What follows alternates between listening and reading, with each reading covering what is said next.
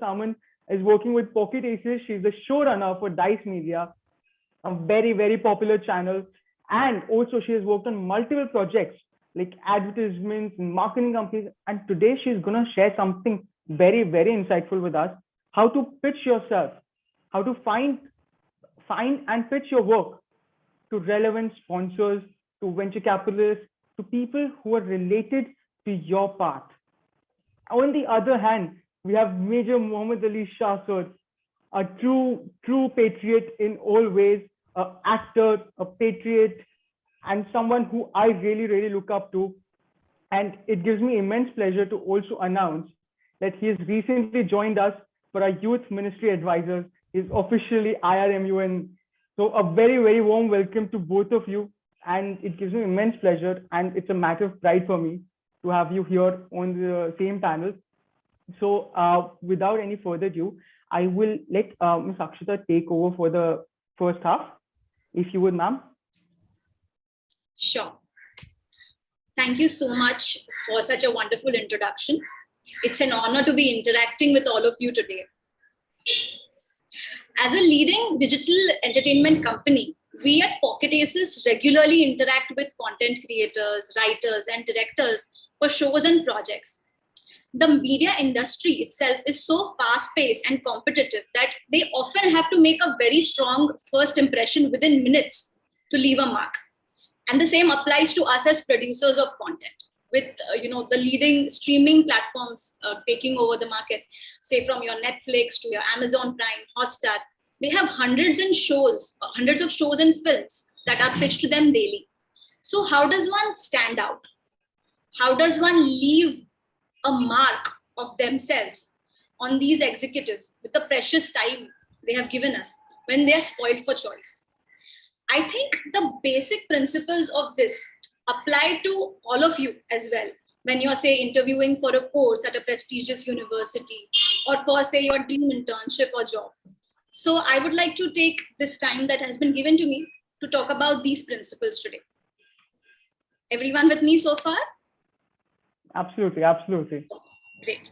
So I would like to talk about 6 principles today. The first is about the things that happen subconsciously. So humans are subconsciously drawn towards stories rather than achievements. Now, it's great to have, say, a great strong resume, to have good grades and all the extracurriculars that you guys do mentioned in your CV. But what makes you really unique to an employer or any stakeholder for that matter is your story. So take the time to give the interviewer a sneak peek into who you really are, why this course or this job really matters to your journey. Because after taking hundreds of interviews of candidates, they will probably not remember what your exact CGPA was or what that extracurricular activity you had mentioned at the top of their mind. But they will remember a joke that you cracked during the interview or a unique insight or an anecdote that you shared or how passionately you spoke about an issue. And this will help you stand out from the crowd. The next principle that I would like to talk about is about doing your research. So whenever you have, an interview or a meeting with someone important, it is important to do your background homework about the person you're going to talk to and the organization that they represent, whether it's a university or a college or an organization you want to work for or be associated with. So I'll give an example that we have something we face regularly with writers who pitch concepts to us. So the writers often come to us and simply talk about the stories they want to tell. Now, it is understandable that any creator is very passionate about the work that they do, but it is also important to assess what does this mean for the person you're pitching it to. So now these are all great stories, but they don't necessarily think about, is this a good fit for the platform and the audience that I'm pitching this to? So how will this producer, for example, stand to benefit from telling this specific story out of the tens and hundreds of stories being pitched to them? It is important not to just focus on I, me, myself when interacting with others. People appreciate empathy and the time the time one takes to think about their needs. So for example, if it's a university that you're applying to, do they have, say, a history of winning at intercollegiate volleyball tournaments that you could be a great value addition for? If it's an entertainment company like Pocket Aces where you're applying, do you have a script idea that would instantly be a good fit for a relatable slice of life content that the young audience, the young adult audience of Pocket Aces loves watching? So convince the person sitting in front of you that what you can do for them is great for them rather than what it is for you. So, it's more like think what you can do for the company rather than what the company or the institute can do for them. Because once they feel like you really care about their interests as well, your battle is half won, is what I feel. The third point I would like to speak about is really listen. And this seems like a very obvious thing, but you will be surprised at how often people forget to do this. So listen to what your stakeholder is saying and adapt your pitch accordingly. Now, most of the candidates often have it pre-decided in their mind that what they are going to talk about. They want to cover these specific 5-10 points in this interview, and no matter what questions are asked to them, they end up talking about those points only in their answers. Now, it is very important to listen, and I mean actually listen to what the other person is saying. Consider how you can modify your responses based on that. Now, I'll give an example of a pitch meeting. So there are times where we have entered a show's pitch or a film's pitch to a platform which where the story is based in, say, a metro city like Mumbai or Delhi. Now, while interacting with the studio executive, you might realize that they are more likely to greenlight a show which is based in a smaller town, say like Banaras or a Lucknow, because that is what their market research tells them, that is where most of your audience is, or that is what their content slate is missing right now. Now, it is important to quickly assess during your pitch that is the backdrop of your show essential to the actual story you want to tell. If the city itself now plays a very important role in the narrative, then it's fine. Like, say, for example, it's a Scam 1992. It has to be in Bombay, right? Or if it's Sacred Games, it has to be in Bombay. But let's say it's a high school romance. Now, the theme of a high school romance is going to be pretty consistent whether you are in a big city or a suburban town, because the feelings that a teenager goes through would be on the same line. So it is important to assess that if I decide to move the story from, say, a Bombay to a smaller town in this pitch, does it increase my chances of conversion? And to adapt quickly. So that agility and having that presence of mind is very important. Now, each of you will have to assess how you apply this anecdote to the specific situation where you are pitching either yourself or your idea or your work to someone, because this having this adaptability can go a long way in getting things converted, and it can take you places. The next, yes. I'll just interrupt. So yeah. I am myself actually a BBA marketing student, and whatever you're saying is completely, comes to me from, it just appears to me as if, my book has somewhat just taken shape of pitch and now is being, delivered to me. So the entire thing that you mentioned, I got onto the point called relativity, the relatability of the content that you're producing. So how much value does that hold? Because we are obviously looking at a target audience. Right. But what about the audience which is also going to watch it, but might not be? Because see, obviously once the content is out there, it will be watched by everyone and anyone. So how do you tackle it being watched by people who are not your target audience, who, let's say, might not like it, might find it offensive? How do you tackle that? See, when you start writing something, right, or start developing something, you have to be very clear who your target audience is, and be very clear that what I'm developing is for them. Now, anyone who decides to hop on this wagon is a bonus. And people have become extremely sensitive, and unfortunately, the tolerance level to being open to ideas which you may not agree with unfortunately in the current times has become a little tricky. So it's very important. And so what we do when we are developing a show, right? Like one might think that everything that say goes on a Dice channel is for the same target audience, which is not the case. So say for example, the target audience of an adulting, which is a story of two girls in their mid-20s living together in Bombay, is slightly different from the target audience of What the Folks, which is a family drama based about the daily, trials and tribulations that go in a family's life. Now, it is important to understand because then your content will evolve accordingly.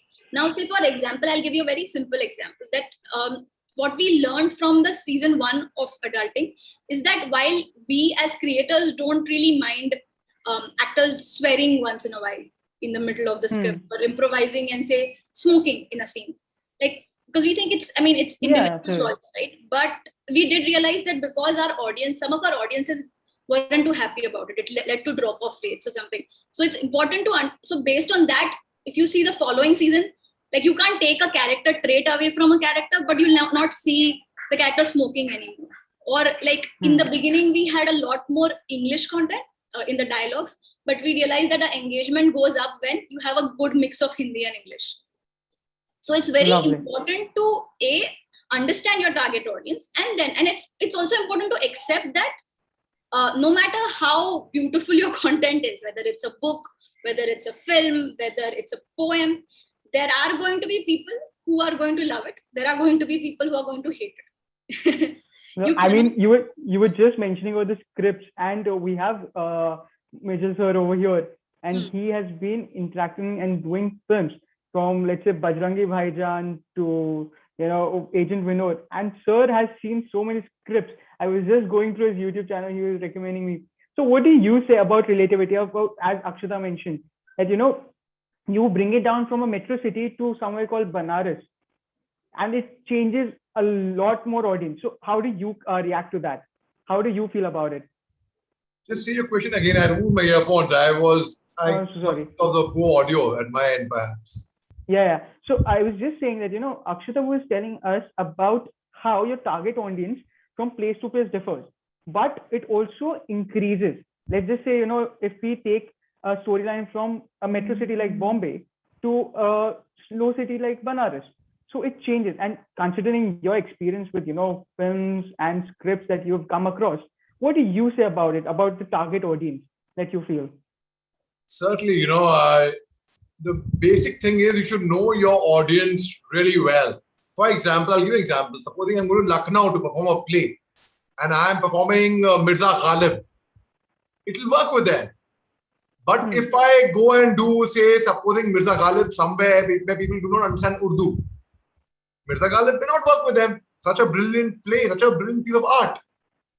Now, if I go to a small village and if I perform an English play, if I perform Samuel Beckett's play or probably Oscar Wilde's play, they will understand in the village. In Rome, do as the Romans do. Jaisa desh, vaisa vesh. So you got to feel the pulse. You got to catch the pulse. And you got to connect with the people. That's about it. The same thing. When I was in IIM Calcutta, we were learning about marketing. Now in the IIMs, there is no difference between a person who's done MBA from another institute and a person who's done from IIMs. Let me make that one thing very clear. The same thing that we teach, it's just the perception. It's the stamp that matters, that has the value. Oh, so-and-so is an IIM product. Must be very intelligent. But living example before you, I'm not intelligent. Right? Anyhow, having said that, so you got to even know the market product. Like I'll tell you,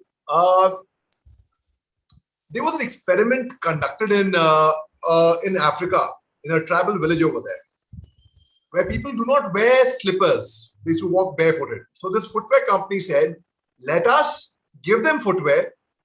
Let us make them get used to wearing footwear. And then we'll sell our products in this market. But it didn't really work there. They gave them free footwear to wear for a few days, few weeks, few months. It didn't really work because they were not adapted to wearing footwear at all. I'll give you another small example. Like, as Akshata said one thing, I totally agree with her. I'm on the same page with her, but I'll tell you one small thing. We all will agree that, advertising improves productivity of anything. If you advertise, people will go and buy it, right? Here, the more they advertise for this product, the sales were dropping. Huh? Yes, the more you would advertise, the sales would drop. How is that so? What happened? I will tell you. I'm talking about an energy drink.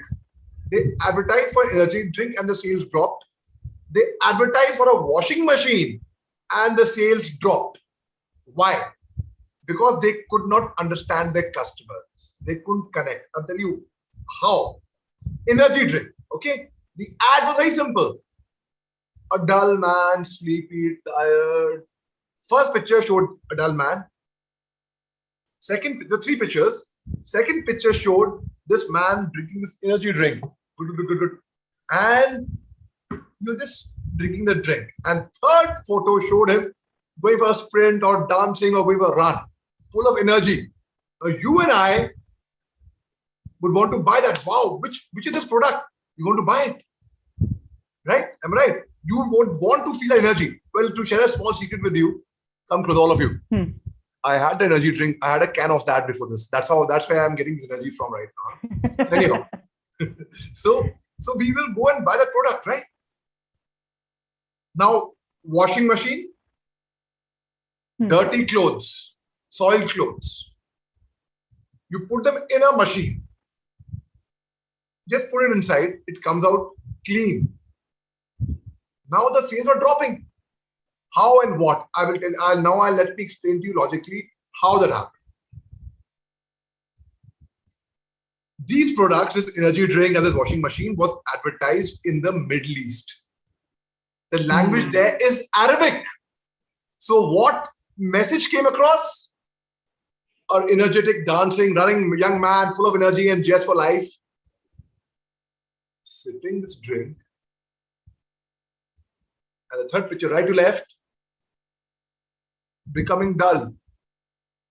A washing machine, good, clean clothes. You put in a machine and they come out dirty. These people could not understand the market. They didn't understand. So if I wrote this open letter to Jaish-e-Mohammed, the terrorist outfit, on 14th February 2019. And that letter, I just put on Facebook at night because I was very perturbed by this entire thing that happened. And I'm a soldier for peace. Let me tell this to you. So as being a soldier for peace, on 14th February night, when this happened, I wrote this letter 14th February night, practically 15th February early morning, 2:30 a.m. and I slept off. Now I'm also visiting faculty at Subhash Guy's Whistling Woods International. So I woke up at 6 a.m., barely slept for like 3-4 hours. Now most of my friends on Facebook, Muhammad Ali Shah, if you see, I have 5,000 friends. And unfortunately, Facebook has a limit. So out of those 5,000, probably more than 4,500 are from India only. So who in India keeps awake from 2:30 to 6 a.m.? Or let's simplify, 3 to 6 a.m., 3 hours. Hardly anyone. When I woke up at 6 a.m., what is the first thing that we all do when we wake up in the morning? Now I am connecting with you all. I know for a fact, all of us, first thing we do is smartphones. We check our mobiles. How many notifications, how many WhatsApp messages, how many likes, how many comments, how many shares, right? So like any of you, I too check my mobile the first thing in the morning. And I saw this open letter that I wrote. Had 387 shares on Facebook. Shares. I'm not talking about likes or comments. So I thought something rather very unusual because you'll find people commenting or liking, but people will share it very sparingly. And that too, who's awake at that time? And thousands of likes, thousands of comments. Anyhow, I went for my lecture to Whistling Woods International. I love my students. Some of you might be here. I hope somebody, because many of them are part of IMUN. Anyhow. So by 12 in the afternoon, I switched on a mobile phone and I started receiving, my mobile phone went berserk. I started receiving calls from every single production house, every single television channel, every single media agency, national, regional, international, all over. And the news agencies were the one to inform me that my open letter to Jaish-e-Mohammed, the terrorist outfit, had over 10 million shares on social media by that time. Wow. 12 in the afternoon, yes. And it was published by every single publishing house.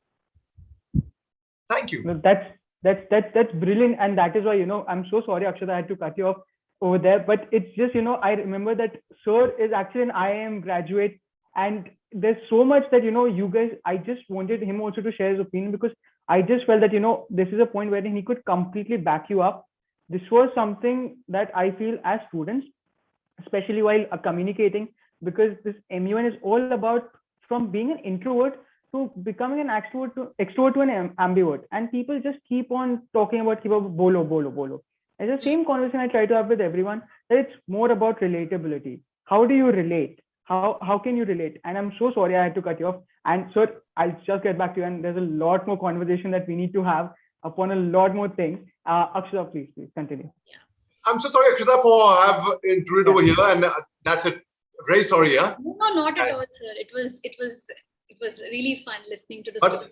But I'll just conclude before I restart again. But I was that boy in my childhood who would stammer, stutter, lisp, who was not able to speak, who was always teased and bullied and pinned down by his peers, flunking in almost every subject, not fond of studies. I was not an introvert. Introvert is a compliment. They would call me a sissy character, basically. I was that boy, constantly living in self-doubt. Am I good enough? Am I smart enough? Why don't I have any friends? And today, I hold a world record of having been invited to speak on TEDx the maximum number of times in the world, appearing on every single news channel every single day. There's a YouTube channel of mine, Mohammed Ali Shah. Until you speak, you guys may like to go through that, subscribe it, share it, do what you want, like, dislike, comment, whatever. Anyhow, you take care, and I am muting myself. Withdraw. Go ahead. So sorry. What Major said actually, complements the point I was making some time back about, what really makes your story unique, right? Because all these experiences you have as a child. Now, when you think about them in isolation, you feel like, oh, this is such a, difficult part of my life. And, you don't know how the dots are going to connect. But these are the unique things which make you, right? Because we all go to school, we all have the same subjects, but how, the experiences we have and what we make of them, I think makes all the difference in the long run. The uniqueness. Yeah. The uniqueness. The uniqueness, yes. Okay, so coming back to, I think we were talking about listening. I think we covered that pretty well with what Major just added. The next point that I would like to talk about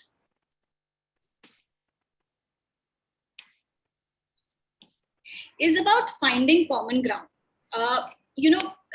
Often these interactions, there is obviously a formal aspect to it where they will ask you questions, get to know you. But there's also, there's always opportunity for small talk, whether it's at the beginning of the conversation or somewhere in between. It's important to use this opportunity to find common ground with the person who you're interacting with. Now, it can be something as small as which hometown you both are from, or your alma mater, or something more generic like the movies you guys like, or a specific sports person. Now, finding common ground really helps because again, our brain is wired to like a person who has something in common with us.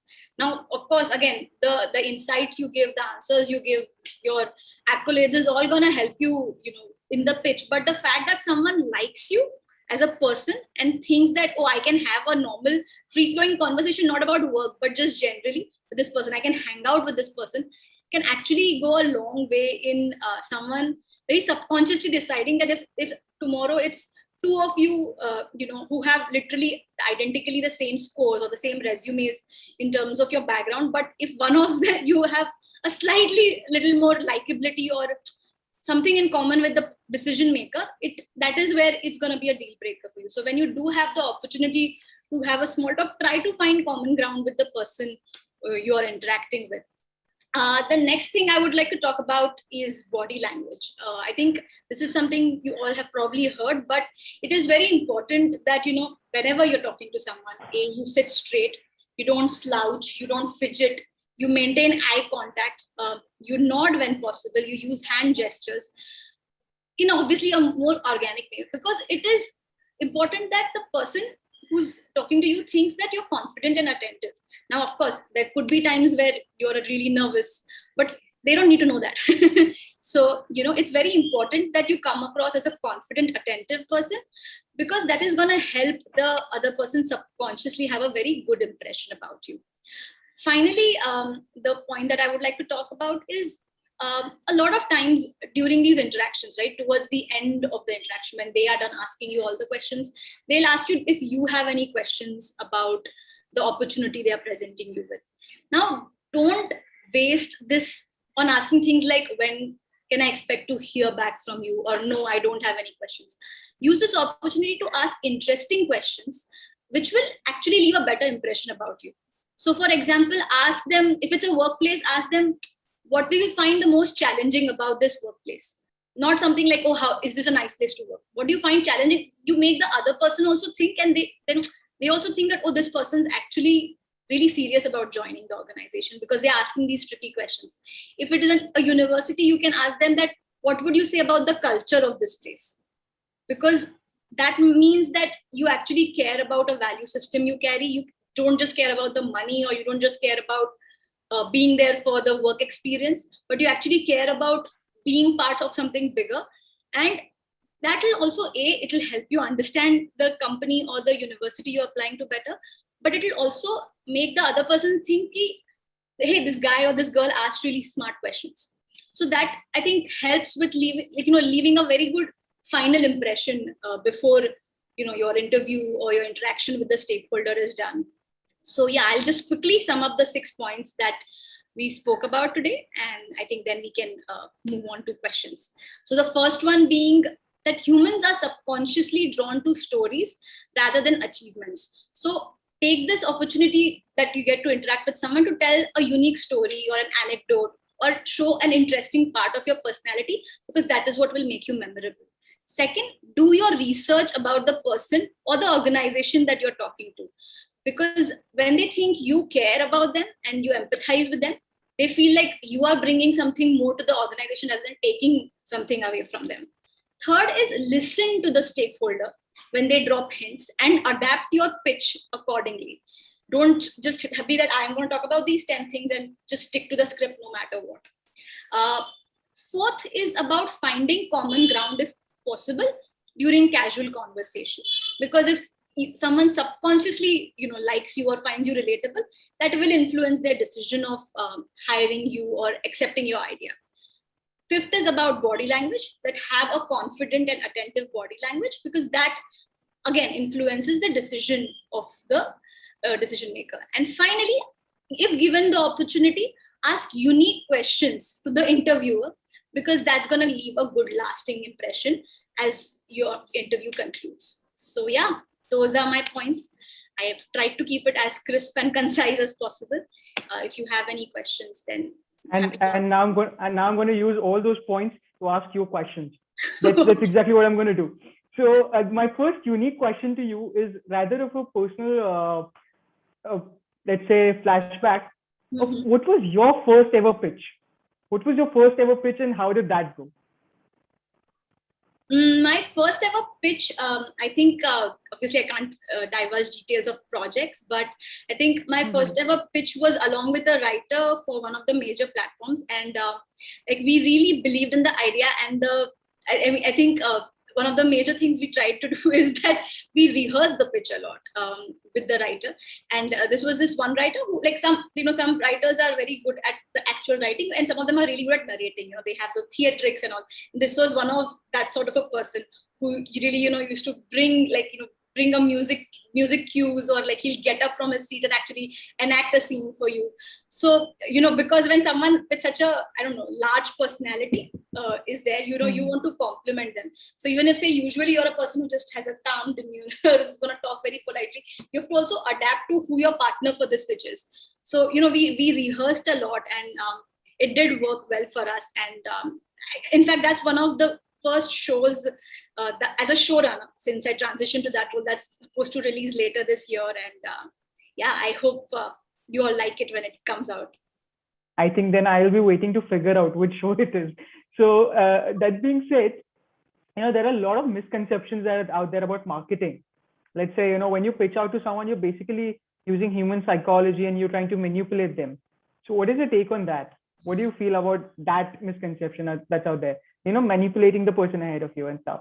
I don't think you necessarily, good marketing doesn't need to manipulate the person. It is about understanding insights about this person and leveraging them to help them make a decision in favor of your product. So again, we do this a lot for our YouTube shows, right? So when, if you've seen our YouTube shows, you know that there are brand integrations that happen in it. So you will see that, say, for example, there is a yogurt brand, which will probably be there in a family show, or there'll be like a furniture brand, which will be there. But there'll be, if it's a renting furniture thing, it will be in a young adult show. So it's also important to understand who is this product a right fit for.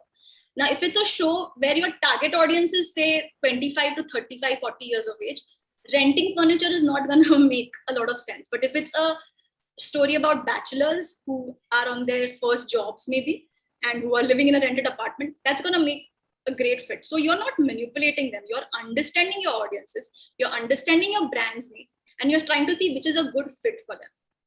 I think that constitutes as good marketing. And if it's a new idea, right? Like, say, for example, if it's not a product which is if it's a new idea, because with a lot of apps coming in, you have to actually help the viewer understand create a demand, because they didn't know that they needed it. Say, like, for example, when dating apps came to India, you didn't know the concept of dating apps. So first you have to make the customer realize that, oh, you need this. This is actually going to make your life easier, and then sell the idea. So again, and again, I think the best marketing is the one where the viewer doesn't even realize you're trying to sell something to them. Like, if you're saying that, oh, buy this phone, I think that's not great marketing. If I'm instead just talking to you and this phone is just there over there and you're like, hey, nice phone, that's, I think, a better marketing idea than being very in your face. I hope I answered your question. Absolutely. And I'll take one last question. And this is a personal question coming from a marketing student, because I've heard this question being asked on all the interviews. So I want you to suggest me an alternative question, okay, to this one specific question. Mm-hmm. Sell me this pen.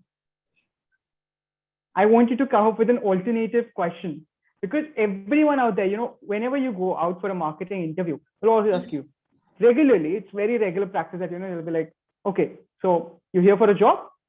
You're here for a marketing and sales job? You want to pitch something to me? Okay, pitch me this pen. Try to sell it to me.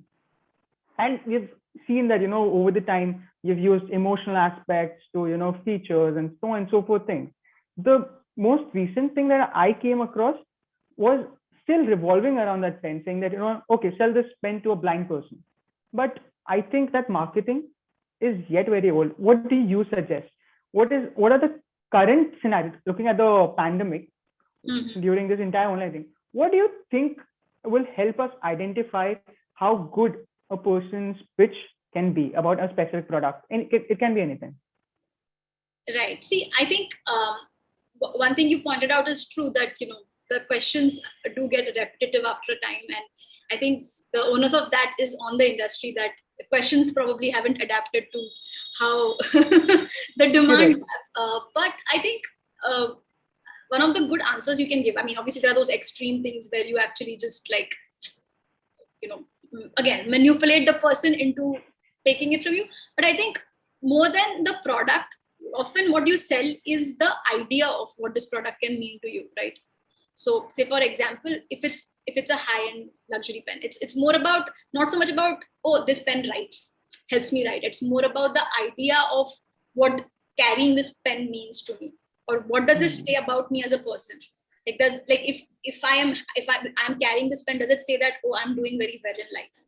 Does it say that I'm an intelligent person? So it's very important for whatever product or whatever idea it is that they try to make you sell in these interviews. It's important to understand that it's not the product that you're selling, but it's the experience and what it Correct.